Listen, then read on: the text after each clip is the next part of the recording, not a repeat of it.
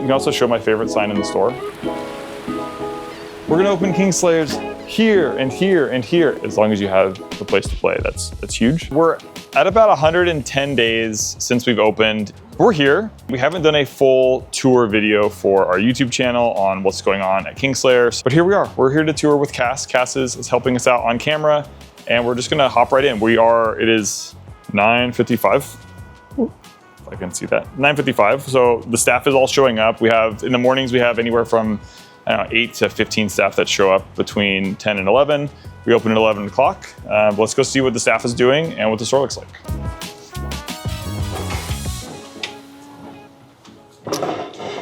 So when you first walk in, we have James and Monty are doing chair duty. So last night they put the chairs up and they swept and potentially mopped, depending on the cleaning schedule. They don't really mop every day, but coming into the shop, it's 5,400 square feet.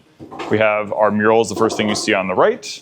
This used to be, the last tenant here was a Chase Bank, and so this was actually like an ATM room, and there were 2 ATMs here. But now we have our dragons, which I think remain unnamed. Have we named the dragons yet? Not yet. Okay. James, do you have any suggestions for dragon names? Walter. And? Waldorf. Walter and Waldorf. Okay, well, we'll think about that. We'll put that in the potential. So walking in, we have our calendar. This is for June, which actually today is the 1st of July. So this will be, we'll take a photo of this and post it in socials, and then this will all get cleaned up for a new month of July 1st. Can't wait to pay rent. Woo. So coming around the flow of the customer, generally speaking, the registers are over on the left, but it's pretty natural to want to kind of curve around to the right and see what the product is over here, and then you can see singles in the middle. We have a corral, and then we have miniature wargaming on that side. So we're going to go around the corner this direction. And on the right-hand side, we have our board game selection. Yo! We have board games, which is at about 350 titles. We have recategorized these by a few different ways. It's really nice. The board game stores that I've shopped at before that I really love have them separated by category. So you have like family games or party games or Euro games or whatever categories. And I think as we grow, it'll be fun to categorize them in that way. It is difficult as we're ever expanding this category to organize these games, and it's sometimes easier to do by box size. So right now you'll notice, we'll get over to the end, you'll see like the smaller games are together because it is just easier to merchandise them. One thing we have to consider is shelf height. So, if we did them alphabetically, it just doesn't work because of shelf height reasons. But yeah, we have, again, 350 games. That's growing all the time. Our revenue or our units sold for board games since moving here has gone up a lot. So I think we're selling, how many pieces? Something like 200 pieces of board games per month, which in our old store with maybe a fraction of the capacity, we just weren't getting that type of traffic. And this is a retail center, so we get a lot more flow. So moving from board games, we have our employees only section, which we might as well go on and see what's going on. Oh my gosh. The master codes. This wall we actually installed. Yeah, you install walls, right? That makes sense. This wall was built and added here to give us some more backstock space. And back here you have all of our trading card singles on the left-hand sides for all of our games, and then backstock by category. So we can kind of take a look as we walk down. There's drinks on the right. And this way we can backstock the fridge and have access to where all those drinks are. You'll notice everything's on rolling carts. So if my team needs to restock Arizonas, they don't need to pick up every can of Arizona and carry it over there. They can just wheel this cart over and stock the fridge up. We have things like commander decks and more commander decks and more commander decks. We have starter decks for different games, like Pokemon and One Piece, some dice as well on this one. Here's some Flesh and Blood and some more Lorcana. Here's our board game racks. So these are all in different categories. Hot Streak was a very popular game, and we just got this back in stock. Probably one of the best sellers in the last 12 months in the industry. But we're newer to board games as of like 3 months ago in terms of how much product diversity we have. After board games, we go into our accessories area. So this is going to be deck boxes, binders. This all looks really good, by the way. And then our Dragon Shield sleeves, which we sell and go through a lot of Dragon Shields. And then in this last room,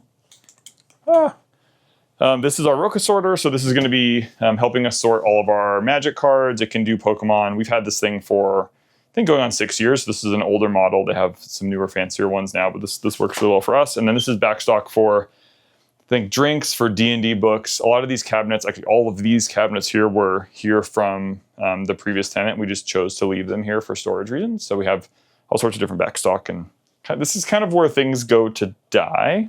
If we have something that doesn't last out on the floor, like a fixture or something that we haven't decided to throw away or not yet, or reuse or repurpose, it kind of goes here until someone's got to take it to the trash.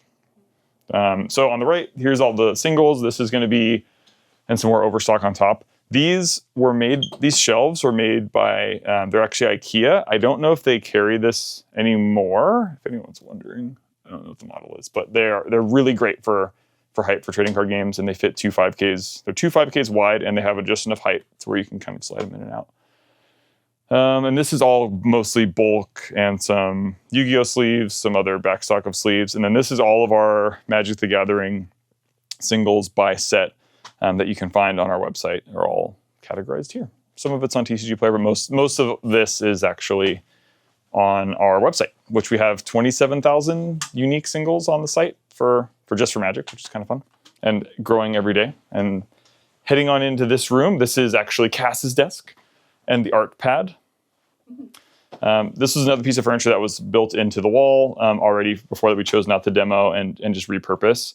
And that's worked out so far. And I think we might, like these office spaces, we will probably frequently change depending on like how we're going to be using them over time. But for now, it works really well. Matt is over here doing product things because Matt has to do everything product related. Coming on through, this is Patrick's desk, which I think he has one of the best screensavers. This is actually this building, believe it or not. But yeah, when in doubt, make Patrick do it. So this is this door, the sanctuary. And then coming over here, we have the inner sanctum, and this is where really senior leadership of the company are supposed to be working, but wow, they're not at work yet. What a bunch of bums. So this is where Anthony sits, this is where Andrew sits, and where Gabe sits. Gabe is our people manager, Andrew does product, and Anthony does events. And this is where they hang out if they're working in this store. Oftentimes they're working from home or in one of the other locations. And this was the ATM room. So really exciting. We have some things that I wish I would have done differently for this room, but since it wasn't customer facing, it was kind of okay that it wasn't perfect. Like we didn't need to leave all this electrical and plywall on this wall, but here we are. Backstock, a lot of organized play event stuff ends up being in here. Nothing expensive, nothing valuable, but some organized play stuff. And heading this way. All right, back to the sales floor. And then moving this direction, we have, so this is really, what is that, 4, 8, 12, 16 feet of board games that with lots of vertical options for that. And then this next, I think this is 24 feet of all TCG accessories. So this is Game Genic, Ultra Pro, Ultimate Guard, I think Dragon Shield, all those different product categories are here, and starting with deck boxes, then we go into binders, and then we go into sleeves. We have basically every matte Dragon Shield that they sell, and which is like non-glare, the dual matte, or the traditional matte. We don't carry any glossy sleeves traditionally, but we also have the Ultimate Guard Cortex and Ultimate Guard Katana sleeves. There's like real debate among the community now of like what sleeve is better, Katana or Dragon Shield. People will die on their respective hills in that category. I'm a Dragon Shield person myself. But yeah, that's all of our card accessories, deck boxes, binders, that sort of thing. And then heading on over, we'll go around this corner. This was one of the things that I was really excited about installing, was the water fountain and the bottle filler with filter. So this is really fun for just reusability. Look at those bottles saved. Heading on over here, we have our staff room. Ta-da! I say this every time I come into this room, but this was not going to survive the build. I really wanted the extra space for like retail, but then we decided, it will be really nice for staff to have a room, which I think they really enjoy that. We have this is actually like a D&D table that we've repurposed because we have a couple extra. But yeah, a lot of this, like the kitchenette stuff was pre-existing. We got the microwave and the fridge and some storage from the other building lives in here. But yeah, it's just nice to have a place where you can escape a little bit. And then we have the lockers, which Matt helped bolt those to the floor. Nice and secure. What is the scariest thing that the staff has left in the fridge? Okay. A lot of leftovers. You know, it was better than the photo I saw last. Any freezer options? Okay. The full-timers stocking. Yeah, this is like where the adults live, is in the freezer section, and then there it is. That's the break room. Let's keep it going. Cases of water.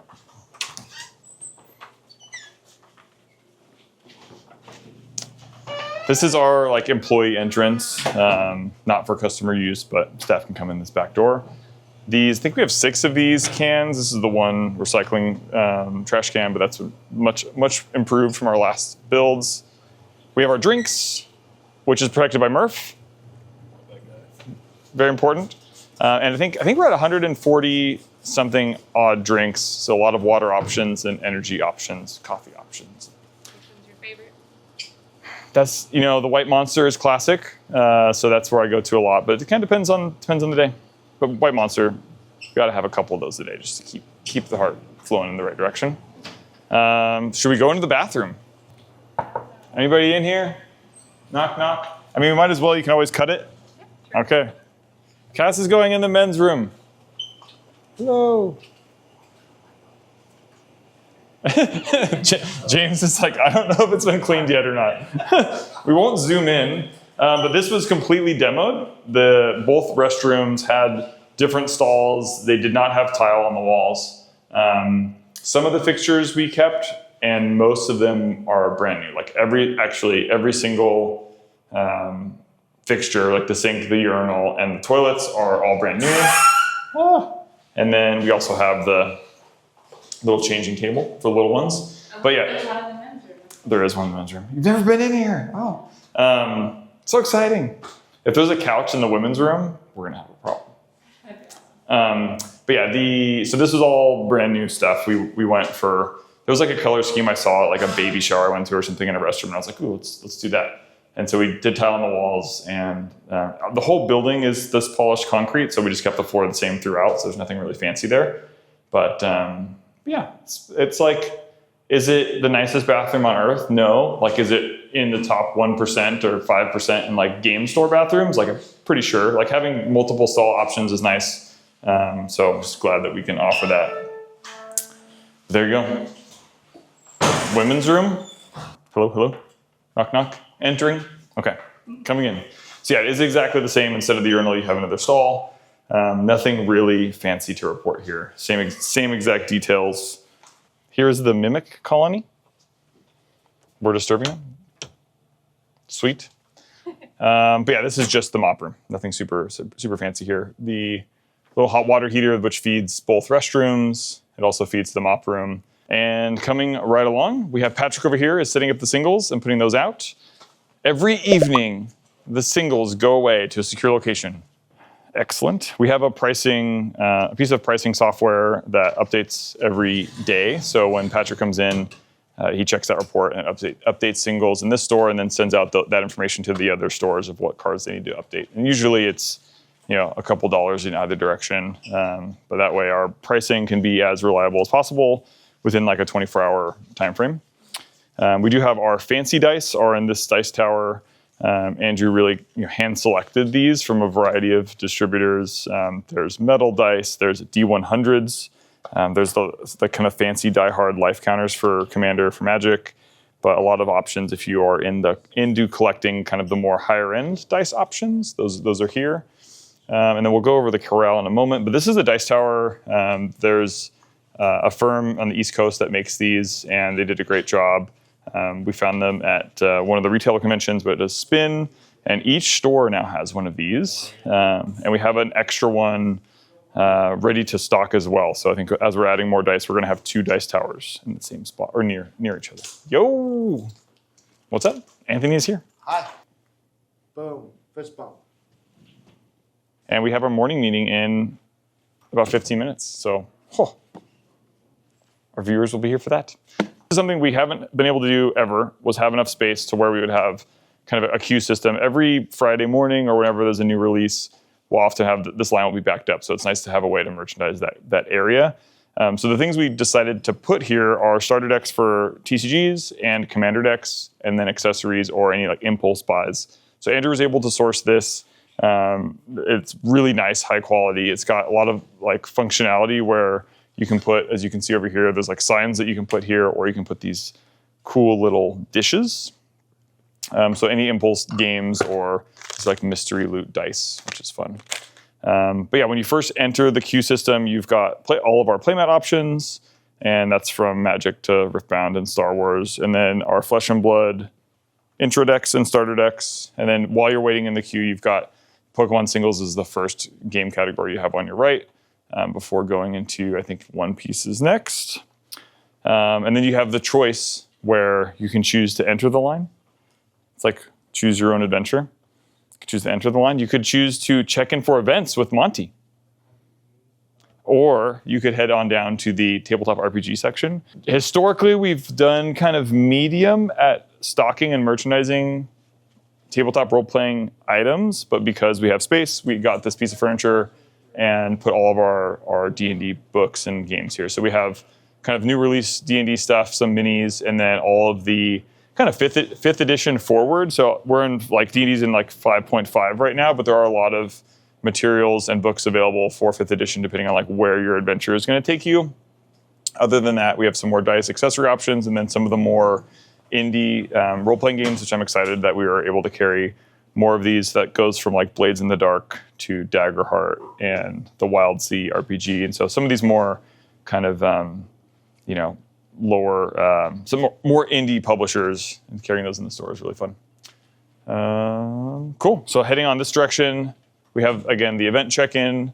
I guess before then, we can go into the feature match room, which is still actively used most often as like an interviewing or meeting room for the company. And this is currently in production to have more development from like an art standpoint and usage for content.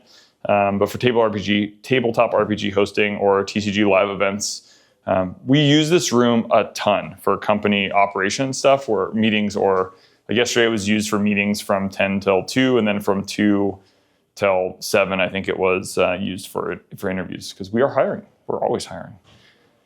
And if you are interested in applying, jobs@kingslayergames.com is the best place to send that. I would send a resume, and then a good cover letter is going to help a lot. So yeah, this is the feature match room. We call it the Fishbowl, the feature match room. I think it'll have a more intentional name once we're finished designing it, but that is in progress right now. Heading back this way, we're gonna go into the queue. And then the singles on the other side are Magic. So let's do a quick lap. Why not? And we found Patrick again. Still here. So in color order, I imagine. We've got artifacts, lands, multicolor, and then, yeah, reverse Wooburg. And then we have booster packs. So all of our packs that we have in the store available, they are all behind the counter, and you can just hop in line to go and purchase the ones that you want. But this gives the customer another option to see what we have in stock from a booster pack standpoint, which is cool. So a lot of Japanese pack options: Gundam, Flesh and Blood, Star Wars, Lorcana, Pokemon, Magic, Union Arena, Yu-Gi-Oh!, Cookie Run for those cookie obsessed, which I think we have more Cookie Run packs than that available. So that's something we can add. Back over here, now we're going to go back into the queue, and we could look at commander decks before we get in the queue. But I like how we've put our Lorwyn Eclipsed deck boxes here to match if you want to buy a Lorwyn Eclipsed deck. And generally, I think we have about 30 to 40 unique commander decks. So depending on what if you're getting into commander or want to get a new commander deck, we have options. But also, one thing I really like is our starter decks, especially if you're picking a commander maybe in that color identity, but you don't want that particular commander. It is a nice like building tool. Like if you know you're going to build an Azorius commander, you could buy this and it'll have a lot of the pieces that you need to get that deck started at like a power level 1 or 2, just to have something to start with. Coming right along through the queue.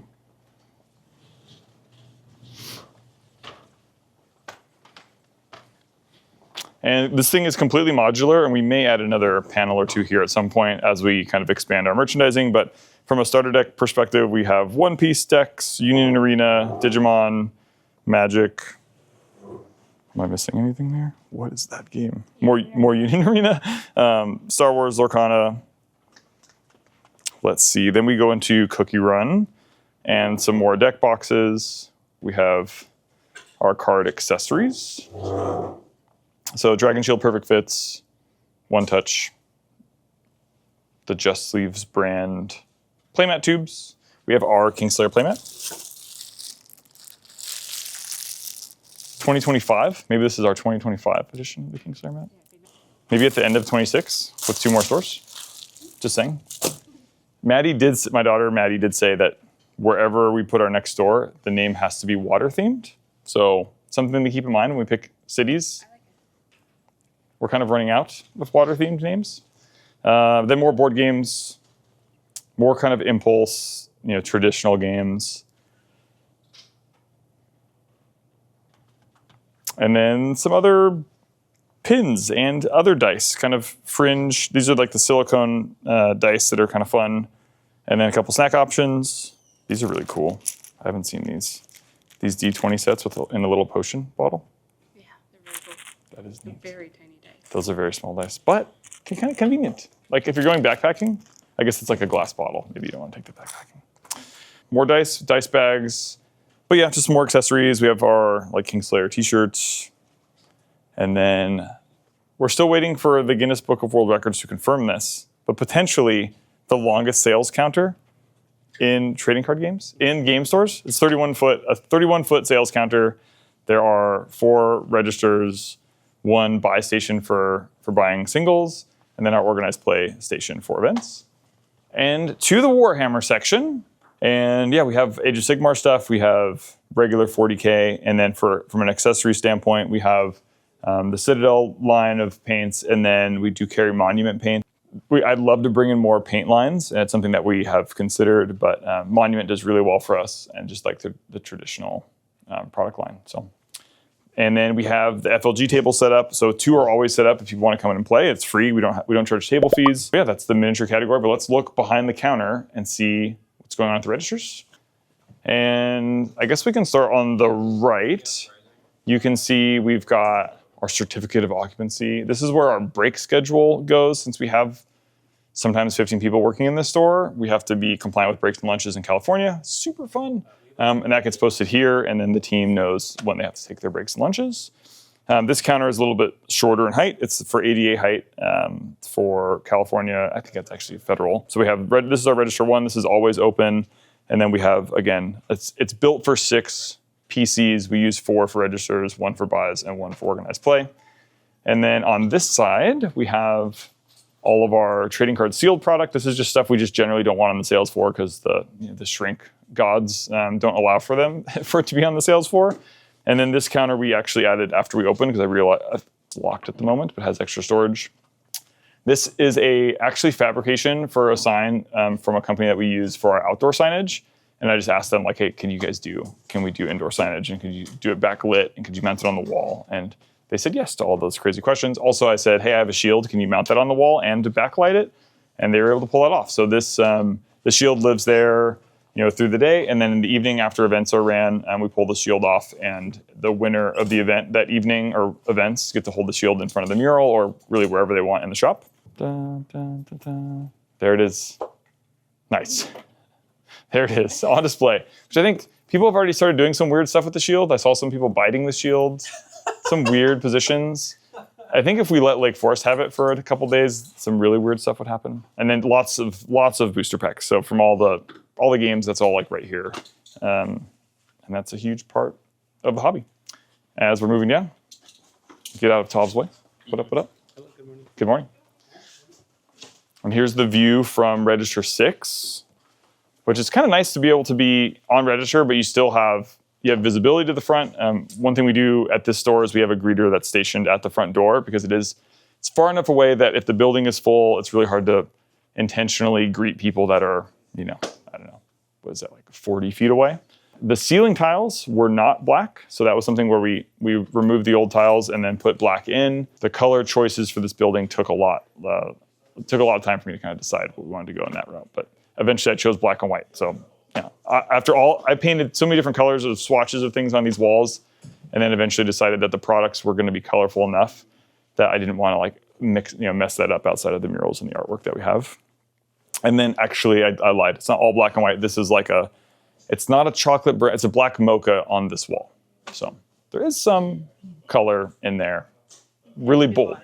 What's that? Has nuance. It does have nuance. Yeah. Looks, what's the word I'm looking for? Sophisticated. It has a sophisticated vibe. And then coming over here, this is all, again, cabinets that like were pre-existing that we decided to keep, and this like built-in countertop. And this is our singles department lives here. So all the buying and selling of singles and trading cards. That person supports Patrick from this station, and they're listing singles. And then this is Britt is the assistant manager at this location. This is Britt's station, and they are very excited about decorating with their little critters and trinkets. You can also show my favorite sign in the store. And then into the Citadel, which is somewhat tidied up. This is really just the electrical room. It's also the technology room. And so we've got our server and our speaker system and our battery backup and our data backup and some of our Wi-Fi, but all the technology stuff that we built for the store that's very unique to us, that makes this store more special for the community is here. And then you have my map of the southwestern United States that we're going to conquer. And I bought this map because I was like, we're going to open Kingslayers here and here and here. And I haven't left this little tiny part of the state. There's too much opportunity locally. So we opened our Oceanside store because I felt like we had to be far away. I was having this conversation with my son yesterday because he was encouraging me to open stores, really, really far away, because that sounds more successful if you have like a store in Vegas or in Arizona. But really the in-and-out model, which I like to steal from, borrow from, is, they open stores only about 10 miles away from their existing stores, and it makes it so much easier to support for staff. And our population density in Southern California is so dense, and there's so many people playing trading cards that you don't need to be 50 miles away to have another successful store. Like we could just put a store 10 miles north of Fountain Valley and it would be successful, because a lot of our events are at capacity anyways. The way the industry works with allocations, it's about having a number of stores. It doesn't really matter. Like the distributors and the brands that carry the games don't care usually where your stores are located. Back out. There's Patrick again. The Patrick counter in the video is growing. What did we miss, Cass? What did we miss? The play space. Yes, the most important part. We just glossed right over it. The most important part, or one of the most important parts of a game store, is having just a place to play. Even though we agonize about the details and color schemes and graphics and product choices and all that stuff, I think what makes a game store successful is just having space. And that's where, as James would actually mention or point out in our old store, we were just turning people away constantly. People would be coming in to play Commander or other games, and it felt really bad to turn them away to other game stores or having to play in the garage again or what have you. So yeah, least favorite part of the job is turning people away. So that is really nice. I mean, even with if you take away all the fancy technology or the product, as long as you have a place to play, that's huge. I will agonize over like really what feel like important details, and the consumer, the community member is just like, hey, as long as I've got a place to sit down and play, like that's.